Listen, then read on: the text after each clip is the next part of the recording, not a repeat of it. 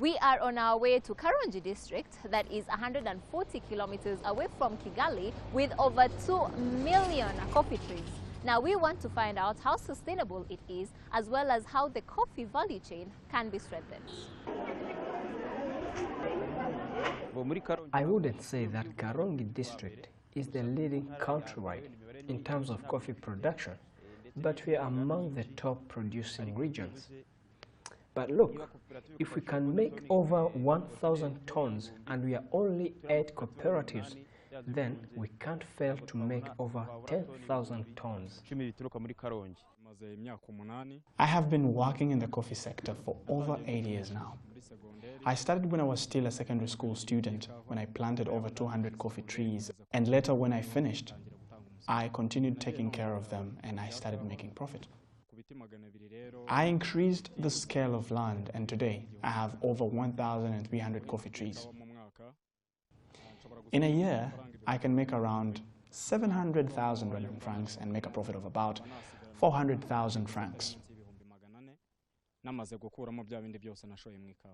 I joined the cooperative when I had 260 coffee trees, and this year I have planted 250 more coffee trees. I have plans to expand my land and plant more. When someone has a few coffee trees, they tend to see coffee as any other crop. But the more you expand land and plant more trees, the more you see the benefit of coffee and you get to learn skills in its production. I once made only 400 kilograms, but now I produce over 2,800 tons every year. We still have challenges since most people lack the proper skills needed in coffee production, and they usually mix it with other crops that grow in our district. We are doing what we can to share information on coffee farming since the knowledge is still low and they don't give it the proper attention it deserves. As Bahati Thierry has said, a lot needs to be done to educate the farmers.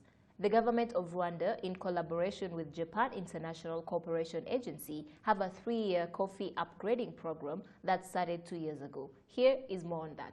We partner with different partners on different aspects, including production, including marketing, including capacity building.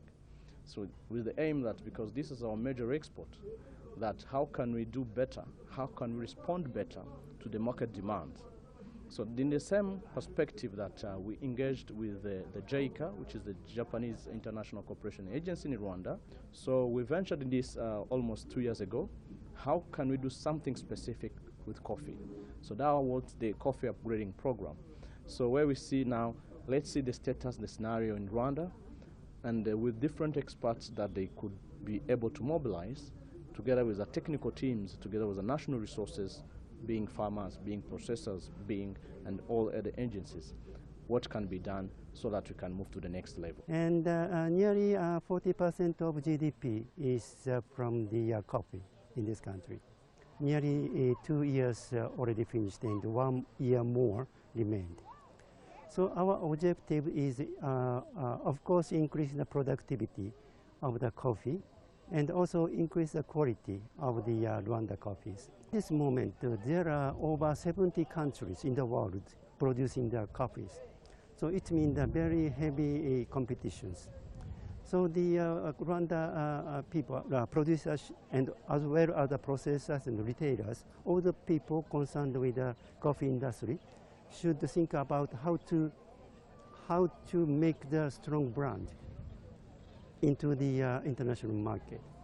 So quality is of course important, but after achieving the certain level of qualities, we should think about how to expand the international market. Specialty coffee is one that maintains quality from farm to cup. For this to be achieved, what should be done? There's a lot to be done to improve the country's coffee production. First, we need to expand the coffee fields, increase the number of coffee trees so that the farmers who need them can easily access them.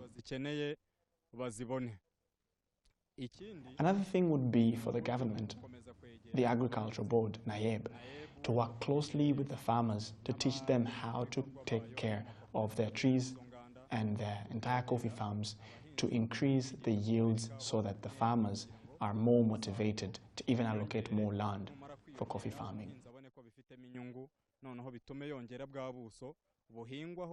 Ikawa hafi 80% of the coffee farms are owned by people of over 60 years of age.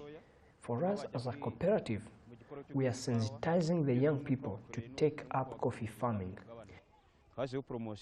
One of the ways we are doing this is by reducing the share price by 80%. Coffee is one of the main revenue earners for the country, but local consumption is still very low. Now, are we selling what we don't consume? What could be done to reverse this? Before I joined the processing factory, I never knew how to drink coffee, and I didn't know what it was. But since we are in many women associations, we have received trainings on how to properly prepare as well as drink coffee. It is important to teach all Rwandans because most of the farmers only know how to cultivate it and sell it to the factory. We are producing coffee but not country drinking. That is something we have inherited from the culture.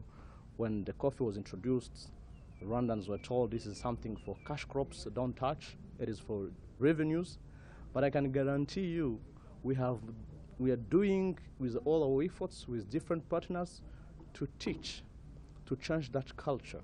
And I really invite you, the same people, your generation, all of us, younger to elders, just to drink coffee.